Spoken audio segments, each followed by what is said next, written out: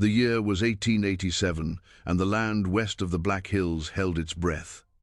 It was a place of harsh truths and little mercy, a landscape scraped raw by wind and sun, where the horizon was a blade that separated the unforgiving earth from an endless, indifferent sky.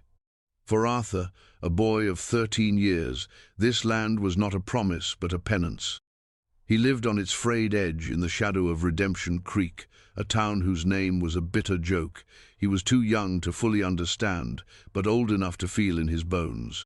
Arthur was an orphan, a piece of human driftwood cast aside by the currents of sickness and misfortune that had claimed his parents 2 winters past. He existed in the spaces people overlooked, a collapsed lean, to behind the abandoned livery, a hollowed-out cottonwood down by the water, the cold comfort of shadows. The townspeople saw him not as a boy, but as a problema stray dog to be shooed away, a walking reminder of the fragility of their own hard-won existence. Their charity was a cold, thin gruel of suspicion, and their kindness was a coin he had never been offered. So he learned the ways of the quiet things. He learned to read the subtle language of bent twigs and faint impressions in the dust. He knew the habits of the jackrabbit and the grouse, the secret places where wild onions grew, and the precise tension a snare required to be quick and final. His life was a silent, solitary routine measured in the pangs of his stomach and the slow turning of the seasons. He was a ghost haunting the periphery of a world that refused to see him, his only companions the wind and a loneliness so vast and deep it felt like a part of his own anatomy. His days were governed by a simple, brutal calculus of survival.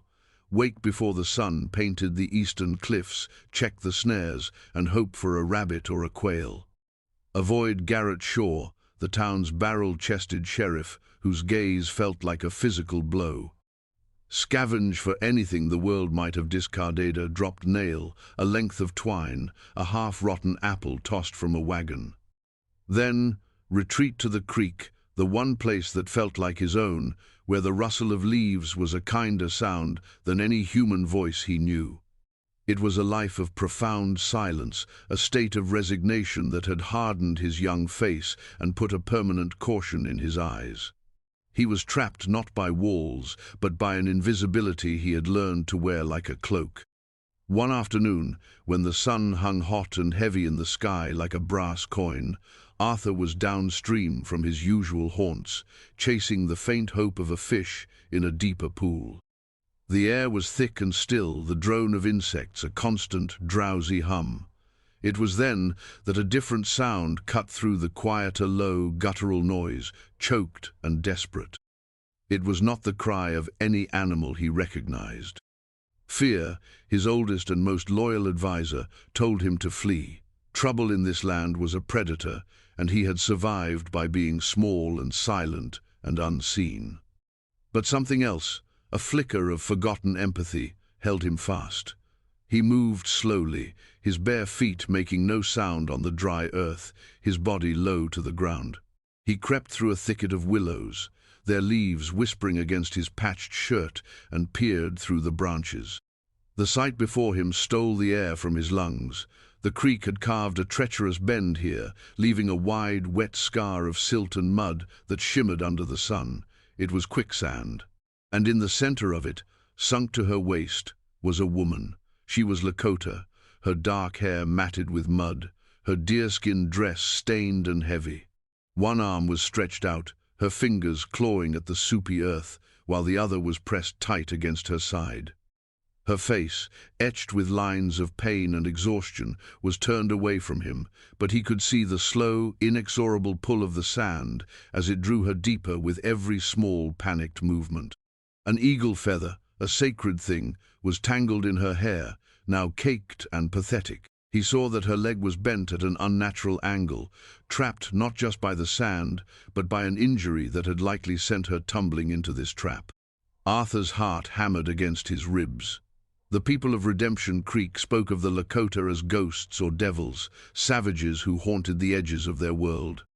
He had been raised on a diet of fear, taught that an encounter like this was a death sentence.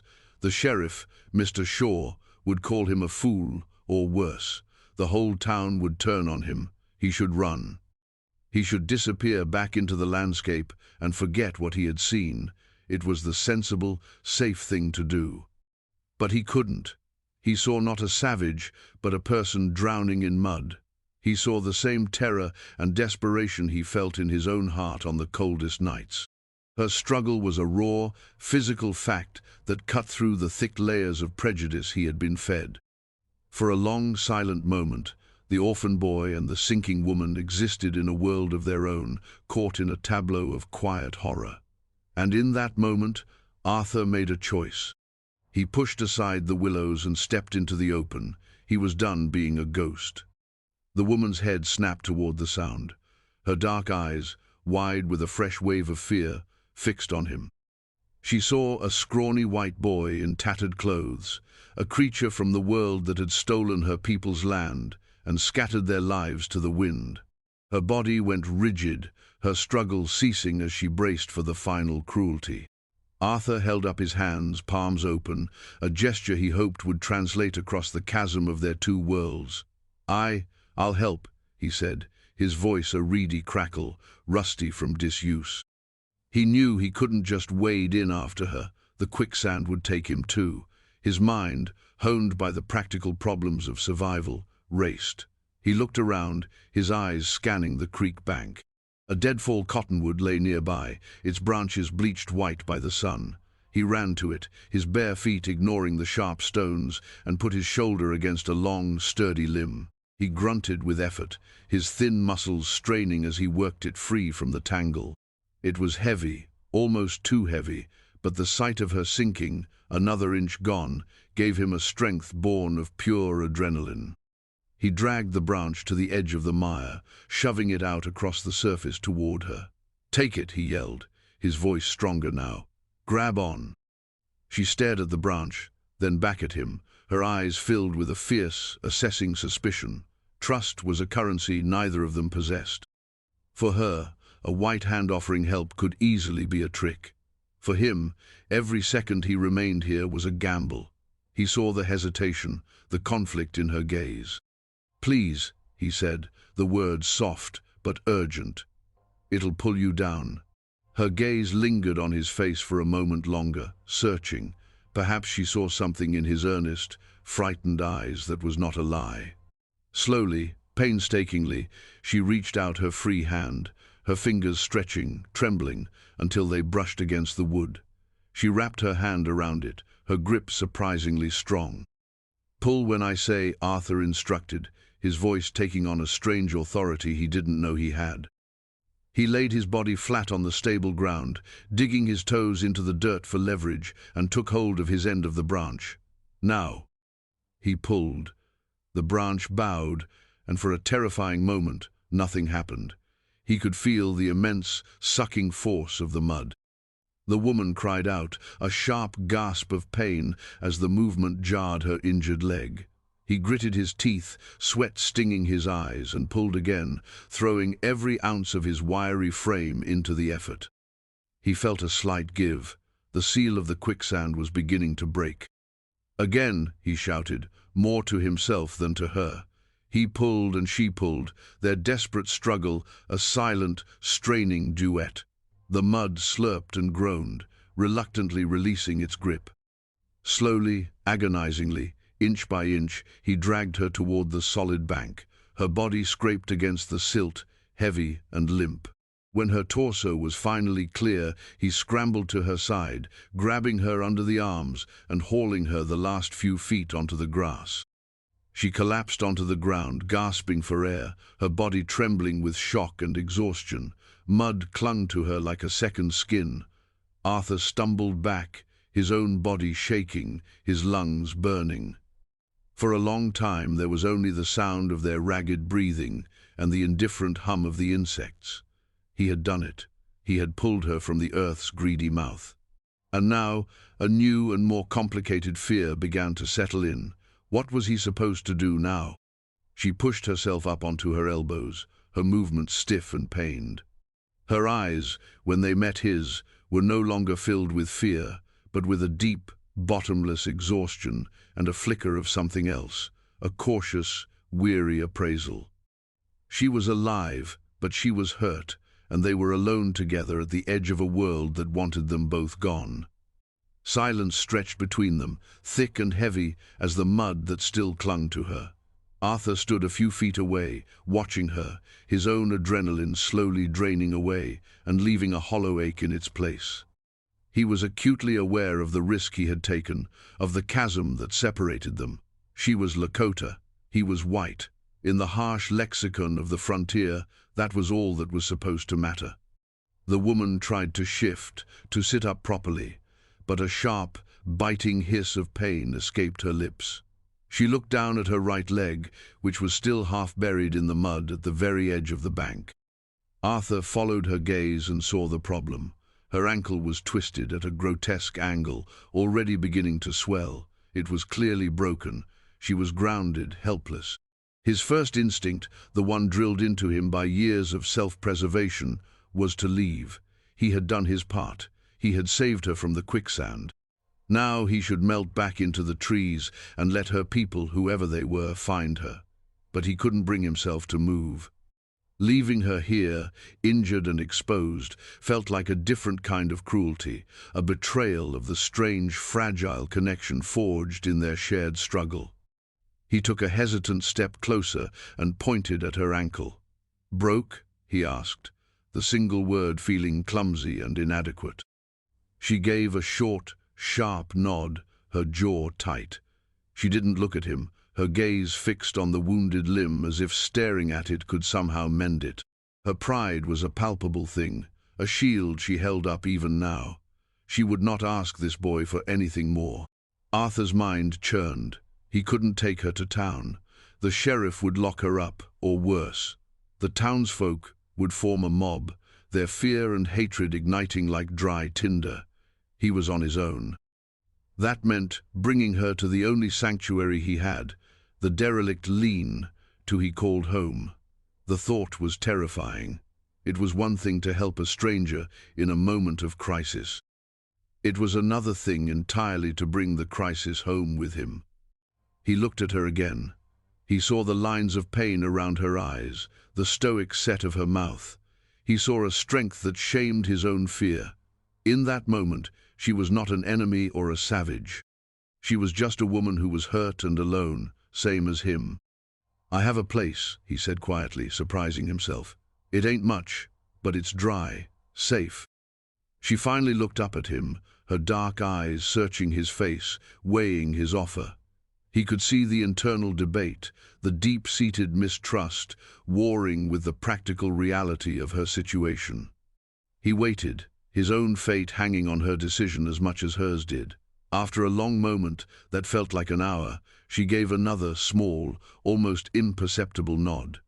Getting her there was a grueling ordeal. He found another sturdy branch to serve as a crutch. With him supporting most of her weight on one side and the branch on the other, they began the slow, painful journey away from the creek. Every step was an agony for her, and he could feel her tremors of pain through his own thin frame. He didn't know her name, and she didn't know his. They didn't speak. The only language between them was the shared rhythm of her pained breathing and his grunts of exertion. It was a pilgrimage of two outcasts, moving through a landscape that was hostile to them both. His shelter was little more than a pile of scavenged planks and rotted timbers propped against a rock outcropping, shielded from the main trail by a dense stand of pines. It was pathetic, but it was his. He helped her inside, easing her down onto his own sorry excuse for a beda pile of dry leaves and grasses, covered with a threadbare blanket he'd found behind the mercantile. The space was small and smelled of dust and wood smoke. He built a small, smokeless fire just outside the entrance, his hands moving with the familiar, competent motions of his daily survival. He fetched water from a hidden spring in his only bucket and brought it to her. She drank deeply, her eyes closing for a moment in relief. He looked at her ankle again. The swelling was worse, the skin tight and discolored. He knew from setting traps and seeing injured animals that a break needed to be set, or it would heal wrong.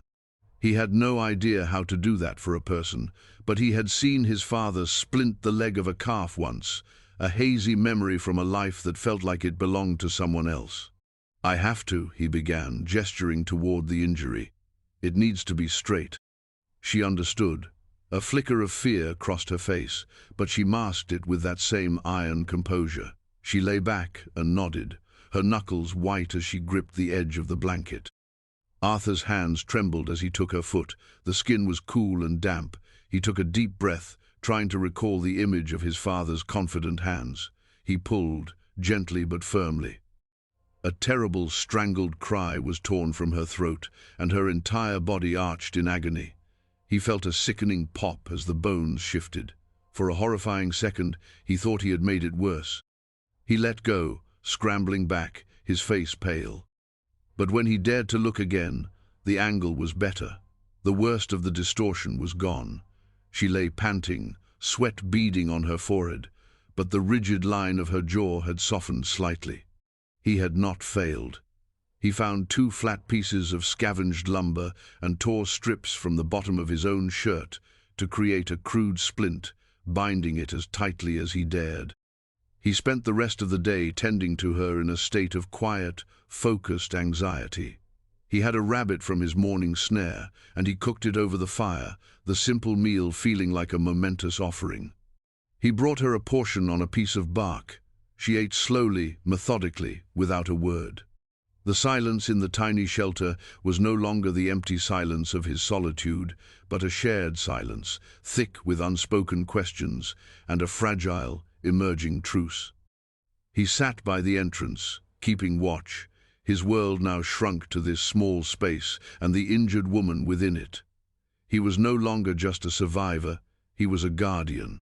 The sun began to set, bleeding purple and orange across the sky. In the dying light, he watched her as she drifted into an exhausted sleep.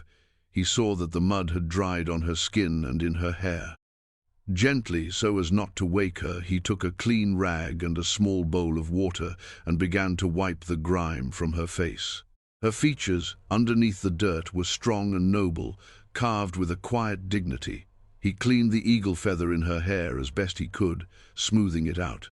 It was a strange, intimate act, a gesture of care he hadn't shown anyone since his mother had fallen ill. As he worked, he felt the last of his fear of her as a savage fall away, replaced by a simple, profound sense of shared humanity. For 3 days, a strange and quiet rhythm established itself in the lean-to. Arthur foraged and hunted with a new urgency, no longer just for himself but for 2. He would return to find her watching him, her gaze intense and unreadable. The communication between them was sparse, built of gestures and single words. He learned that a slight inclination of her head meant thank you, and a certain look in her eye meant she was in pain. On the 2nd day, she spoke for the first time since the creek. He had brought her a brew of willow bark tea, something he knew helped with fever and pain. As he handed her the tin cup, her fingers brushed his, and she looked directly at him. "Winona," she said, her voice soft but clear. She touched her own chest. "Arthur," he replied, startled. The exchange of names felt like a treaty being signed. A bridge, however rickety, had been built across the chasm of their 2 worlds. He started to see her not just as a patient, but as a person. He noticed the way she would watch the birds outside the shelter, her expression wistful. He saw her hands, when not clenched in pain, move with an innate grace as she rebraided her long, dark hair. One afternoon, she pointed to the herbs he was sorting and, using a combination of her own language and gestures, showed him which ones were better for a poultice and which could be used for a soothing wash. He was the provider, but she was the one with knowledge. A quiet respect began to grow in him, a fascination with the world she came from. Winona, in turn, observed the boy. She saw the ingrained poverty of his existence, the worn-out clothes, the constant, gnawing hunger he tried to hide, the profound loneliness that clung to him like a shroud. But she also saw his resilience, his surprising competence in this harsh world. Most importantly, she saw his kindness. He had saved her without hesitation, had tended to her with a gentleness that belied his rough existence. He shared his meager food without question. In his wary, guarded eyes, she saw not the hatred of her enemies, but the deep, unhealed wound of a child who had lost everything. The prejudice she had carried in her own heart, a defense built from a lifetime of conflict and broken promises, began to soften. This boy was not like the others. The change was subtle, a slow thaw in the frozen landscape of their solitude. The silence between them became less tense and more comfortable. Sometimes, as he worked outside the shelter, mending a snare or sharpening a knife, he would feel her eyes on him, and when he looked up, she would offer a small, faint smile. It was a gift more precious than any food or water. For the first time in years, Arthur felt seen. He was no longer a ghost. He was Arthur, and he had a friend named Winona. He started to feel a fierce, protective instinct toward her. This small, broken shelter had become a sanctuary for them both, a tiny island of peace in a hostile sea. But the island was not safe. On the morning of the fourth day, the world outside intruded. Arthur was returning from checking his traps, a skinny squirrel dangling from his hand, when he heard the unmistakable sound of horses, moving not on the main trail, but through the woods, methodically, as if searching. His blood ran cold. He dropped to a crouch, his heart pounding. It couldn't be the sheriff. This was too far off the beaten path. He crept back to the edge of the clearing and peered through the trees. 3 Lakota warriors on horseback were moving in a line, their eyes sweeping the ground. One of them, a man with a face like carved granite and eyes that missed nothing, reined in his horse. He had found their tracks. He pointed, and the others converged. They were coming right for the shelter. Panic seized Arthur. They would see him as a kidnapper, a monster who had harmed their woman. They would not ask questions. He scrambled back to the lean-to, his face ashen. "They're here," he whispered, his voice tight with fear. "Your people." Winona heard the urgency in his voice and pushed herself up, her face tense. She listened, and her expression changed. It was not fear he saw, but a complex mix of relief and concern. She looked at him, and her gaze was clear and direct. "Do not be afraid, Arthur," she said, her voice calm and steady. But he was terrified. The lead warrior dismounted, a long knife sheathed at his hip, his movements fluid and dangerous. He walked directly to the entrance of the lean-to, his companions flanking him, their faces grim and suspicious. The warrior's eyes fell on Arthur, who stood frozen in the opening, a small, terrified boy standing between him and whatever lay inside. The warrior's gaze was hard, cold, and filled with a lethal promise. He took a step forward, his hand moving toward his knife. Arthur flinched, bracing himself for the blow. "Chaitan, stop." The voice came from inside the shelter. It was Winona's voice, but it held an authority Arthur had never heard before. It was not a plea, but a command. The warrior, Chaitan, froze instantly. His head snapped up, his hard expression melting into disbelief, then profound relief. He pushed past Arthur and knelt at Winona's side, speaking to her in the rapid, low tones of their language. Arthur stood by, trembling, as the other 2 warriors gathered around, their initial hostility toward him replaced by a confused reverence for the scene inside. They were not just looking for a lost member of their tribe. The way they spoke to her, the way they looked at Heret was something more. It was worship. Chaitan turned his gaze back to Arthur. The suspicion was gone, but a deep, searching question remained. Winona spoke again, her voice soft but firm, and her eyes never left Arthur's face. She was telling them what had happened. Chaitan listened, his granite face unreadable, but his eyes kept flicking from her splinted leg to the boy's ragged form. When she finished, a deep silence fell over the small clearing. Just as the fragile peace seemed to settle, a new sound shattered it, the crash of boots and the loud, booming voice of a white man. "All right, you savages, hold it right there." Sheriff Garrett Shaw burst into the clearing, his shotgun leveled. Behind him were 5 townsmen, a hastily formed posse armed with rifles and a self-righteous fury. One of them must have seen Arthur's tracks leading off the trail with those of a shoeless person and reported it. To them, the scene was exactly what they expected, the poor orphan boy, cornered by a band of hostile natives. "We're here to get the boy," Shaw bellowed, his face red with exertion and anger. "Let him go, and we might let you walk away." Chaitan and his warriors rose as one, their hands moving to their own weapons. They turned to face the new threat, their bodies forming a protective wall in front of Winona. The air crackled with tension, a single spark away from exploding into a massacre. Arthur was trapped in the middle, a pawn in a war he wanted no part of. The two worlds he had tried to navigate had finally collided, and he was standing at the epicenter. The clearing was a tinderbox. On one side stood Sheriff Shaw and his posse, their faces a mixture of fear and grim determination, their rifles glinting in the dappled sunlight. On the other, Chaitan and his two warriors, their bodies coiled like springs, their expressions cold, with a battle-hardened resolve. Between them, in the heart of the storm, was Arthur, and behind him, in the shadows of the lean-to, was Winona. "I said, give us the boy." Shaw's voice was a ragged bark of authority. "He's a ward of this town. You've got no claim on him." Chaitan let out a low, dangerous sound, a growl from deep in his chest. He didn't speak English, but he understood the language of threat perfectly. His hand tightened on the hilt of his knife. Arthur's mind screamed at him to run, to hide, to become the ghost he had always been. This was a fight between men, between forces far greater than him. But then he glanced back at Winona. He saw her face, pale but resolute, and he remembered the feeling of her hand gripping the branch, the shared struggle, the quiet trust they had built in this small, sacred space. This shelter was their home. He had promised her it was safe. Something inside him shifted. The fear was still there, a cold knot in his stomach, but it was joined by something else, something new and hot and fierce. It was courage.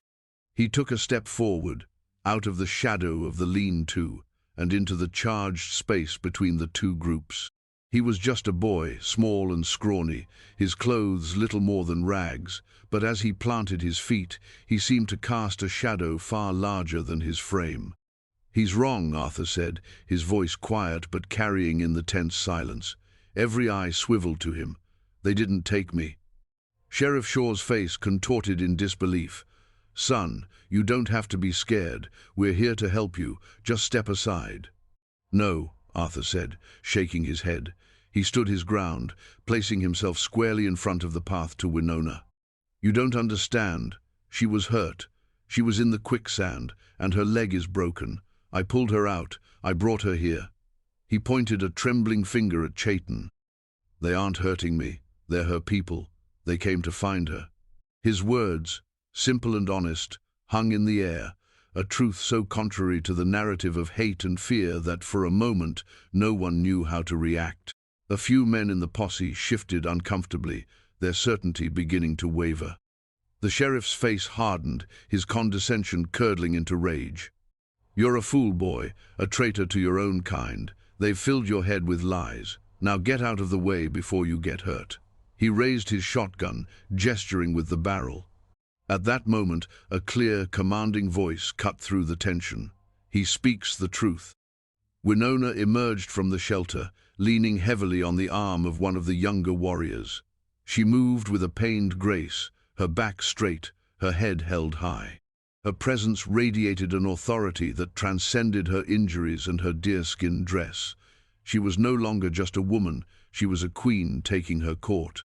She fixed Sheriff Shaw with a gaze that was as steady and ancient as the hills. She spoke in flawless, unaccented English, her voice devoid of fear. "This boy, Arthur, saved my life. When I was helpless, he showed me kindness. When I was in pain, he gave me comfort. He has more honor in his small body than you and all your armed men possess." A stunned silence fell over the posse. They had come expecting to fight savages, to rescue a boy from a monstrous fate. They were not prepared for an eloquent, dignified woman who spoke their own language with more poise than they did. They were not prepared for the fierce loyalty of the orphan boy they had always dismissed. Shaw sputtered, his blustering authority punctured. "Now, you listen here." "No," Winona interrupted, her voice dropping to a steely quiet. "You will listen. You have come to my friend's home with guns and threats. You have judged without knowledge and condemned without reason. This boy is under my protection now. He and his home. You will leave this place." Chayton, watching the exchange, saw the courage in Arthur's stance and the power in Winona's words. He understood then. The boy had not just pulled her from the mud, he had shielded her, defended her. He had become one of them in spirit. With a motion so subtle it was almost invisible, Chayton eased his hand away from his knife. It was a sign of de-escalation, a concession born of respect for the boy's bravery. The sheriff looked from Winona's immovable face to Chayton's formidable presence, then at his own men. He saw their resolve faltering. He saw doubt in their eyes. He was outnumbered, outmaneuvered, and most importantly, he had lost the moral high ground. His righteous crusade had been exposed as a fool's errand. With a curse spat into the dirt, Shaw lowered his shotgun. "Have it your way, boy," he snarled at Arthur, his voice dripping with venom. "You've made your choice. Don't come crawling to us when your pet wolves turn on you." He turned and stomped back through the trees, his posse trailing behind him, their retreat clumsy and shame-faced. They melted back into the woods, leaving behind a silence that was no longer tense, but filled with a profound, ringing peace. The threat was gone. The battle had been won not with bullets or blades, but with truth and courage. In the quiet aftermath, the clearing felt transformed. The danger had passed, leaving a stillness that felt sacred. Chayton walked over to Arthur. The tall, formidable warrior, who had been ready to kill moments before, now looked down at the boy with an expression of profound respect. He placed a large, calloused hand on Arthur's shoulder, a gesture that conveyed more than words ever could. It was an acknowledgement, an acceptance. It said, "You are one of us." Winona smiled, a genuine, radiant smile that lit up her face. "You stood, Arthur," she said softly. "When all your life you were taught to run, you stood your ground. For me." He could only nod, a lump forming in his throat. The fear, the adrenaline, it all washed out of him, leaving him feeling shaky but whole. He had faced down the very world that had cast him out, and he had not broken. In the days that followed, the lean-to became a place of healing and transition. Chayton and his warriors made a camp nearby, standing a silent, watchful guard. They treated Arthur with a quiet deference that bewildered him. They shared their food with him, showed him how to properly fletch an arrow, and spoke to him in gestures and smiles. He was no longer the town's stray. He was the boy who had protected their sacred woman. He learned that Winona was not a queen in the way of white men, with a crown and a throne. She was a keeper of stories, a spiritual guide, the living heart of her people's traditions and wisdom. To save her was to save a part of their soul. When Winona's ankle was strong enough for travel, they constructed a travois to carry her. The time had come for them to leave. The morning of their departure was crisp and bright. Winona called Arthur to her side. "We are returning to our winter camp," she said. "It is a place of family, of belonging. There is a place for you there, Arthur, a home." She held out her hand. In her palm lay a small, intricately carved bird, fashioned from a piece of smooth, dark wood. "This is for you, so you remember that courage allows you to fly." Arthur took the carving, its weight solid and real in his palm. He looked at Winona, at Chayton, at the others. He saw in their faces an offer of everything he had ever been denied, a family, a purpose, a place to belong. He looked back at his pitiful lean-to, a monument to his loneliness, and then at the vast, open land where their camp lay. The world had always seen him as an orphan, a piece of nothing, but an act of kindness, a simple choice to help a stranger in the mud, had redefined him. He was no longer Arthur, the forgotten boy. He was Arthur, the friend of Winona, the boy who stood. He looked at the path leading back toward the hostile silence of Redemption Creek, and then at the trail leading away with the Lakota. He had been alone for so long. He did not want to be alone anymore. A slow smile spread across his face, the first true, unguarded smile of his young life. He tucked the carved bird safely into his pocket and turned to face his new family, ready to walk toward the horizon. He had found his home, not in a place of wood and nails, but in the shelter of a bond forged in mud, tested by fire, and built on the unshakable foundation of unexpected kindness.